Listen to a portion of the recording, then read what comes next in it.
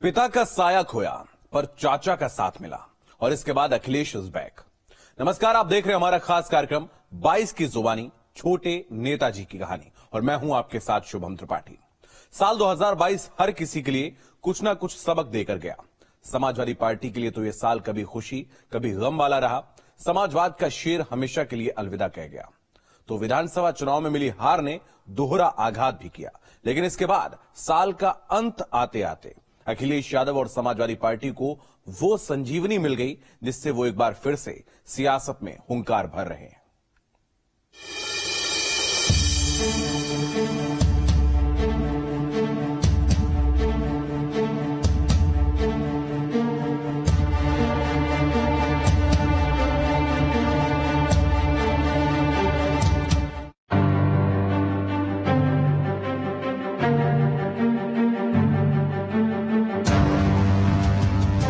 उत्तर प्रदेश सियासत के मानचित्र पर सबसे बड़ा राज्य, केंद्र तक की राह तय करने के लिए इस राज्य को पाने की हर सियासी दल कोशिश करता है। लेकिन ये यूपी है और यहाँ राजनीति का सिरमौर होना आसान नहीं है। लेकिन इस असंभव से काम को संभव एक पार्टी ने किया, जो चंद सालों में सत्ता में भी पहुंची और यूपी के दम से केंद्र की राजनीति में किंग मेकर भी बनी। हम बात कर रहे हैं समाजवादी पार्टी की। और बात जब साल 2022 की आती है तो इस पार्टी का जिक्र बनता भी है और जरूरी भी हो जाता है, क्योंकि ये साल साइकिल पर सवार इस समाजवाद के लिए कई उतार चढ़ाव वाला रहा। हार के ही बाद जीत है, ये लाइनें समाजवादी पार्टी पर बिल्कुल सटीक बैठती है।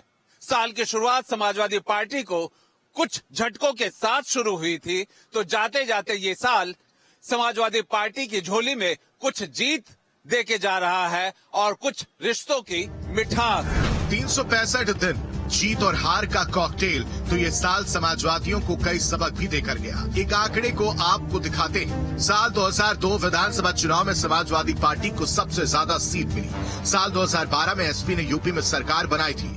हर साल के पीछे का अंक 2 रहा था। ऐसे में साल 2022 जिसके पीछे का अंक भी 2 ही था, उसमें हर किसी ने यही उम्मीद लगाई थी कि समाजवादी पार्टी यूपी विधानसभा के चुनाव में कोई बड़ा करिश्मा जरूर दिखाएगी। लेकिन हुआ इससे उलट। प्रचंड बहुमत के साथ बीजेपी एक बार फिर यूपी की सत्ता पर काबिज हुई, तो सीटों की संख्या में उछाल के बावजूद एसपी को सत्ता नसीब नहीं हुई। 403 सीटों पर हुए चुनाव में जहां बीजेपी और उसके सहयोगी दलों को 273 सीटों पर जीत मिली, तो समाजवादी पार्टी और उसके सहयोगियों को सिर्फ 125 सीटों पर ही संतुष्ट होना पड़ा। यूपी की रीत को देखते हुए एसपी अध्यक्ष अखिलेश यादव के तेवर हर जनसभा में तीखे दिखाई दिए। कई बार अखिलेश इन चुनावों में बयानों की मर्यादा को भी लांघा। हम कहेंगे बाबूजी जब घर जा रहे हो तो गुल्लू के लिए बिस्कुट भी लेते जाना। ये गुल्लू जानते हो कौन है?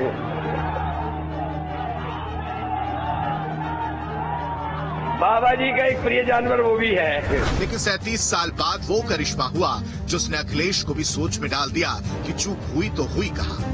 बीजेपी ने साल 2017 के बाद एक बार फिर यूपी की सियासत पर कब्जा किया, तो साल 2022 का ये झटका अखिलेश को बड़े ही जोर से लगा। समाजवादी पार्टी के लिहाज से अगर इस पूरे साल को देखते हैं तो जो साल का 3 क्वार्टर जो है, अगर 4-4 महीने में 12 महीनों को बांटिए, 3-3 महीने में 12 महीने को बांटिए, तो आपको जो 9 महीने हैं वो तो समाजवादी पार्टी के खिलाफ था, बल्कि 10वां महीना भी।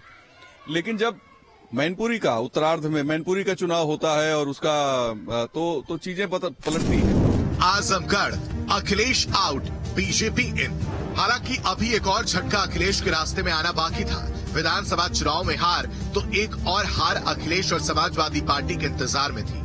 यूपी विधानसभा चुनाव में करहल सीट पर जीत दर्ज करने के बाद एसपी प्रमुख अखिलेश यादव ने आजमगढ़ लोकसभा सीट से इस्तीफा दे दिया। इसके बाद आजमगढ़ लोकसभा सीट पर उपचुनाव हुआ। इस उपचुनाव में बीजेपी ने सपा के गढ़ में जीत दर्ज की। इस सीट पर दिनेश लाल यादव निरहुआ ने अखिलेश यादव के चचेरे भाई धर्मेंद्र यादव को हरा दिया। आजमगढ़ लोकसभा सीट पर बीजेपी की ये पहली जीत थी। तो हार का एक और झटका साल 2022 में समाजवादी पार्टी के रास्ते में फिर आया।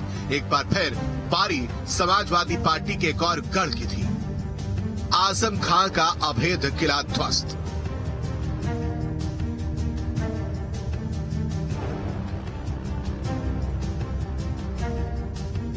रामपुर वो शहर था जहां कभी एसपी के कद्दावर नेता आजम खां की तूती बोला करती थी, लेकिन ये गढ़ भी एसपी के हाथों से छिटक गया। यूपी विधानसभा चुनाव में रामपुर सीट से आजम खां ने सपा के टिकट पर जीत दर्ज की। इसके बाद उन्होंने रामपुर लोकसभा सीट से इस्तीफा दे दिया।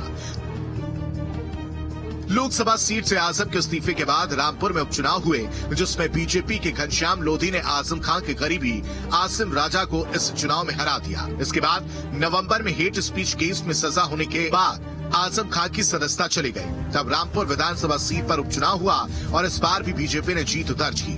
अब बीते 45 सालों में ऐसा पहली बार है जब रामपुर सीट पर आजम खां के परिवार से कोई सांसद या विधायक नहीं है। 2012 का विधानसभा चुनाव जीतने के बाद 2014 में हारे, 2017 में हारे, 2019 में हारे, 2022 में हारे, कई प्रकार के गठबंधन के प्रयोग कर डाले। एक एक करके हर चुनाव में उनके हाथ पराजय लगी। नेताजी के जीवित रहते हुए जब यह हस्र था तो अब नेताजी मुलायम सिंह यादव जीवित नहीं है। ऐसी अवस्था में अब पूरी तरह से समाजवादी पार्टी आज आश्रय विहीन होती जा रही है। जीत हार के इस खेल में साल 2022 समाजवादी पार्टी को हिम्मत देकर जरूर गया।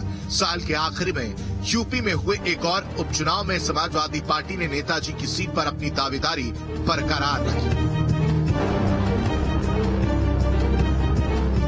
मुलायम सिंह के निधन के बाद खाली हुई मैनपुरी लोकसभा सीट पर उनकी बड़ी बहू और अखिलेश यादव की पत्नी डिंपल यादव ने जीत का परचम लहराया। बीजेपी के रघुराज सिंह शाक्य को करीब 2,88,000 वोट के अंतर से हराते हुए डिंपल यादव ने रिकॉर्ड वोटों से जीत दर्ज की। तो एक ऐसी सीट पर भी एसपी और आरएलडी के गठबंधन ने जीत का स्वाद चखा, जो सीट 2 बार से बीजेपी के पास थी। खतौली विधानसभा सीट से 2022 और 2017 से बीजेपी के विक्रम सैनी विधायक बनते आए थे, लेकिन साल के आखिरी में यहां हुए उपचुनाव में खतौली से गठबंधन के प्रत्याशी मदन भैया ने बीजेपी की राजकुमारी सैनी को 22,165 वोटों से हरा दिया।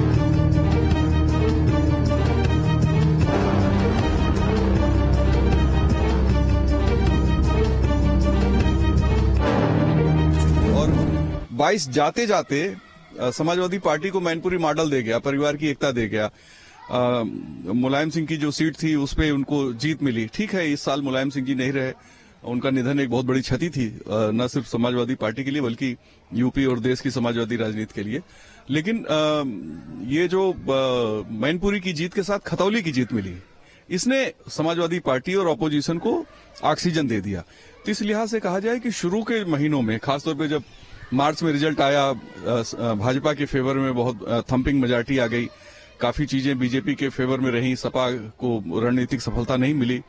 तो जाते जाते बहुत कुछ नुकसान करने के बावजूद समाजवादी पार्टी के लिए ऑक्सीजन और होप दे गया है 2022 से। कुल मिलाकर जो साल समाजवादी पार्टी के लिए हार से शुरू हुआ था, वो जाते जाते जीत का वो नजराना भी दे गया, जिसने अखिलेश को साल 2023 के लिए नई ऊर्जा, नया जोश से भर दिया। Team news state.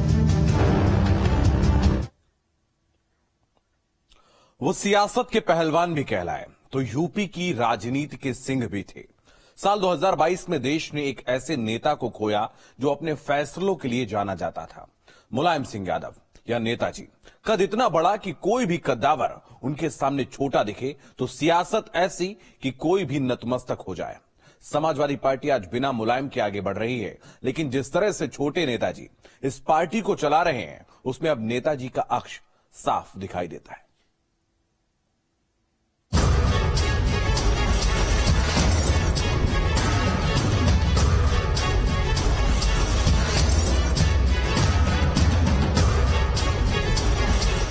तकरार,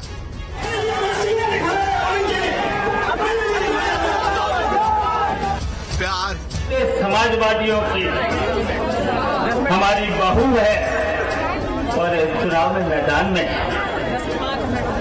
और इतनी बड़ी जीत दिला देना, दूर दूर तक विपक्षियों का पता नहीं। अलका, सबसे पहले तो मैं बधाई दूंगा और शुभकामनाएं। नेताजी ने बहुत कोशिश की समझाने की,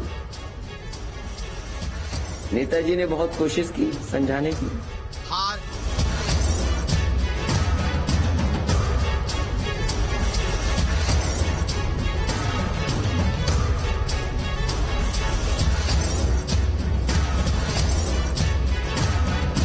और फिर अखिलेश इज बैक।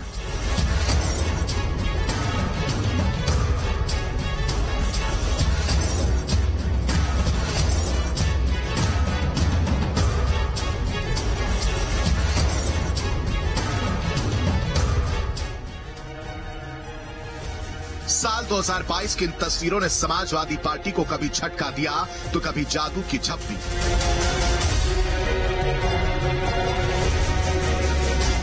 लेकिन साल 2022 अखिलेश समेत हर समाजवादी पार्टी के कार्यकर्ता को वो दर्द भी देकर गया जिसे वो कभी भूल नहीं पाएंगे। समाजवाद का शेर अपनी पार्टी और इस दुनिया को अलविदा कह गया।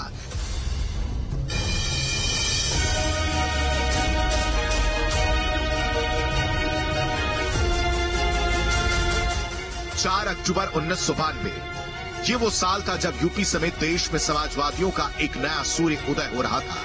समाजवाद की नींव पर एक नई पार्टी का गठन किया गया और इसे नाम दिया गया समाजवादी पार्टी। तो इस पार्टी की अगुवाई उस नेता ने की जिसे जनता आज भी नेताजी कहती है। मुलायम सिंह यादव समाजवाद के पुरोधा, जिन्होंने यूपी समेत पूरे देश में अपनी सियासत से डंका बजाया। लेकिन 10 अक्टूबर 2022 को सपा संस्थापक मुलायम सिंह यादव दुनिया को अलविदा कह गए तो शोक की लहर समाजवादी पार्टी समेत पूरे यूपी में दौड़ गई। मुलायम के निधन के बाद कई दिनों तक अखिलेश सियासत के परिदृश्य से कहीं गायब से रहे, लेकिन फिर जब लौटे तो टीपू मुलायम दिखाई दी।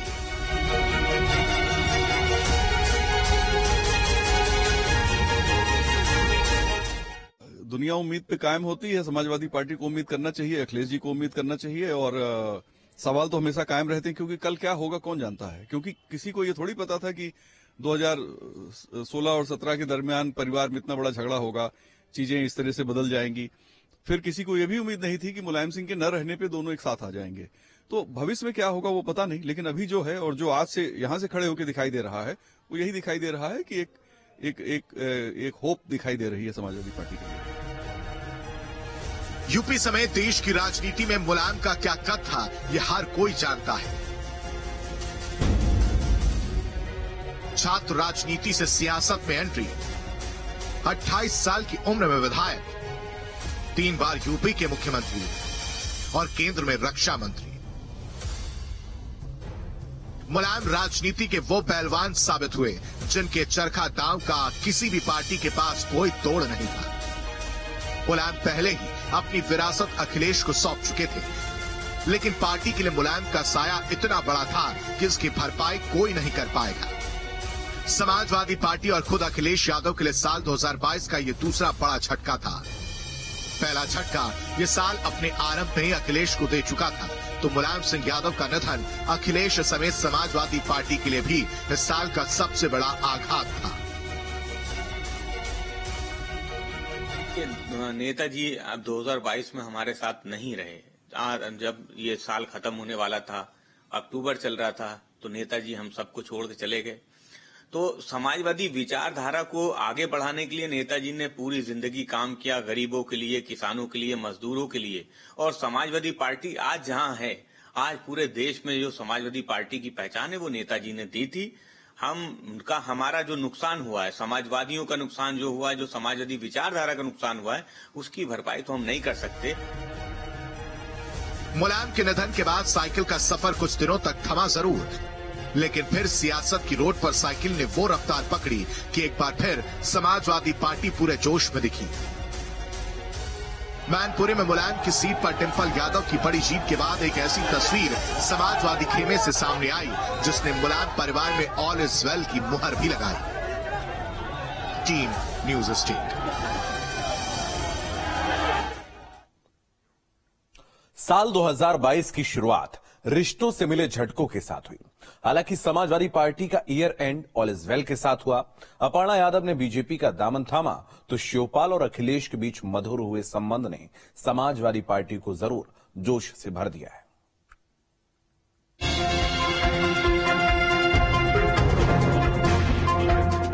बिल्कुल पूरा परिवार एक होकर के चुनाव लड़ रहा है और 2024 के अंदर भी समाजवादी पार्टी अपना प्रदर्शन बहुत बढ़िया दिखाएगी।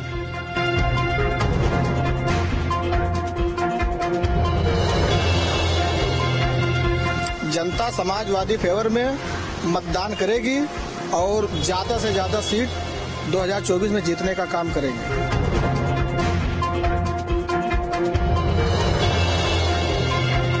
नेताजी के निधन के बाद से आप देखिए प्रॉपर जो पब्लिक के बीच है वो समाजवादी पार्टी का रुझान बढ़ा है। कुछ भी सही नहीं हो रहा है कि भाजपा सरकार में कि आदमी गरीब से गरीब होता जा रहा है, अमीर से अमीर जो हो रहा है वो अमीर ही है, तो इसलिए अखिलेश को आना ही है।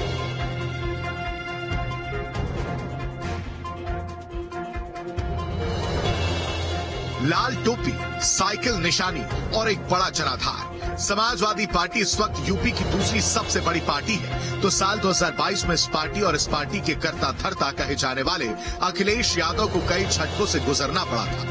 पहला झटका विधानसभा चुनाव में हार, दूसरा झटका मुलायम सिंह यादव का निधन। तो इन दोनों झटकों से भी पहले अखिलेश एक शुरुआती झटका खा चुके थे, वो झटका जो इस बार अखिलेश ने रिश्तों में खोया था।